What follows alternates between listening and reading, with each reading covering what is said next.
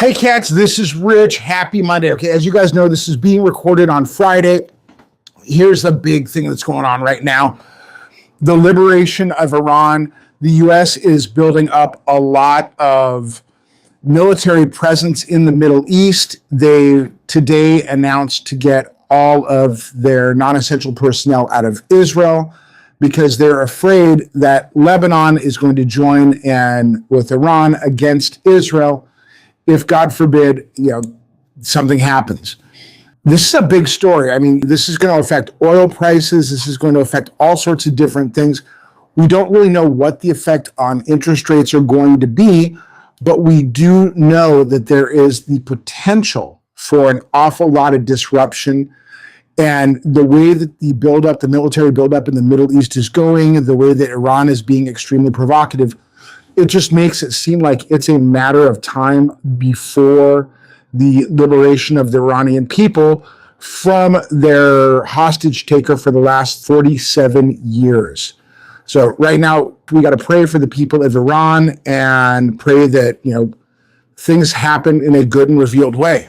Let's talk about real estate now. Okay, what's happening in Greater Houston real estate? Closings, they were down a little bit last week, about 3.1%. Also known as about 46 closings. Showings, though, oh my gosh, what a story. Showings were up almost 15%. Guys, we are fixing to get into the spring selling season. This, coupled with the fact that interest rates, the average interest rate this week for a mortgage, the average APR, and this does not include the amount of points that have been paid, was under 6%. This is the lowest it's been since 2002. This is helping to make home affordability even greater. Now, people are saying, hey, we think that interest rates are about to go down further. In fact, one of the Fed Board of Governors, the Governor Miron, stated that he thinks that we need to have 4 rate cuts this year sooner rather than later. And they're like, hey, should we wait? No, you shouldn't. Because what's happening is, as we have lower interest rates, as homes become more affordable, people who have these 2.5% and 3% interest rates are going to say, hey, you know what? This house is way too big. It's time for me to move. Or this house is way too small. It's time to upgrade. And it's not going to be the same pain that they saw moving from 2 to 7 or 8 to 2 to 5.9 or 5.75. As that happens, as more families get into the purchasing game, what we're going to see is more pressure on prices. We're also going to see more inventory moving, so that 5.5 months of inventory we have now, when you increase the number of buyers, that's going to shrink.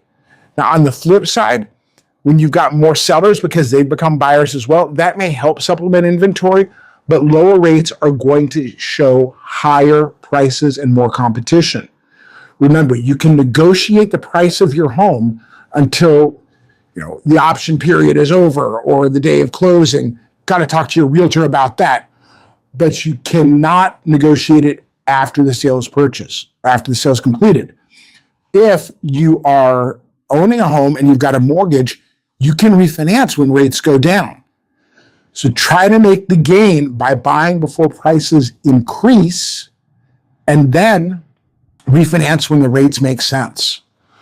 Let's talk about listing views, HAR listing views. Now, if you take a look at this, and this comes from the HAR weekly activity snapshot, it is still showing lower listing views, but that's because it's taken all of the bots out.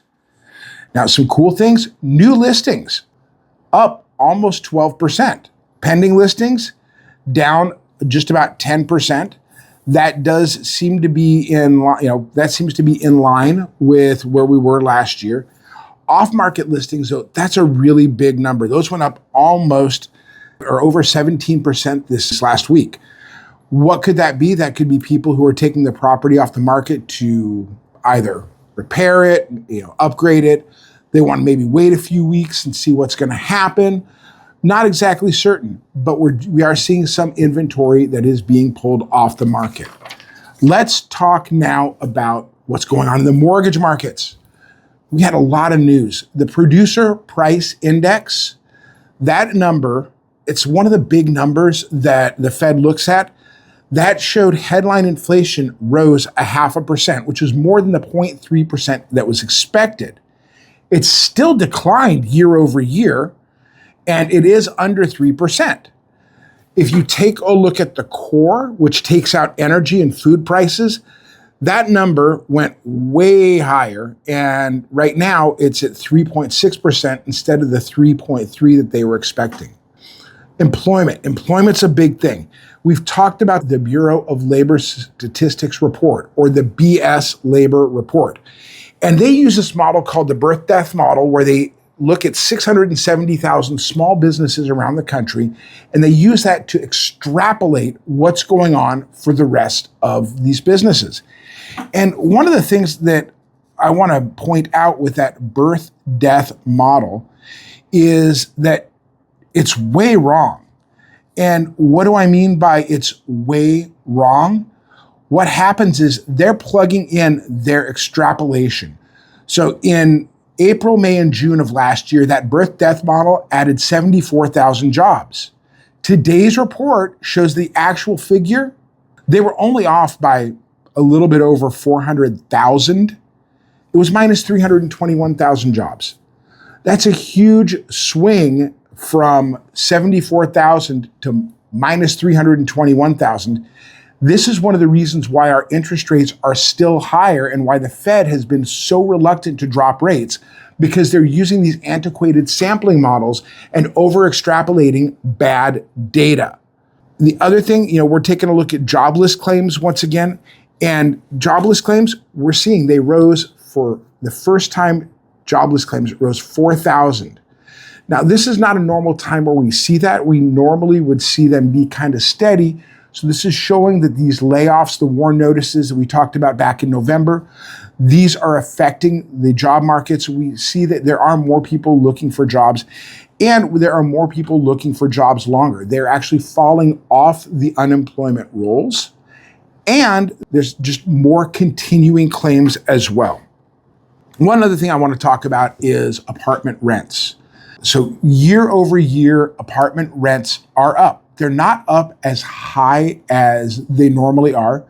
This year, in fact, they're only up 1.5% for new rents. It's a bigger drop than the previous readings that we've had, but they're always going to start rising this year. But what this is telling us is that the housing component of the inflation is still being overstated. If you take out the fictional parts of the housing component that they're using for that number, the overstated parts, and if you take out the effect of the tariffs, we're actually pretty darn close to that 2% Fed goal for inflation. All of these things lead to support Governor Miron, which is the Fed needs to cut rates. If you guys have any questions, give us a call. One other thing, if you guys are self-employed and y'all are interested in getting a home this coming year, on March 26th, we are going to be having a webinar that talks about things you need to know before you see your CPA. So if you're self-employed, or if you're a realtor, or if you know cats who are self-employed that want to purchase a home, go ahead, hop into this webinar on March 26th. I would love to be able to help y'all out and see what we can do. Have a great week.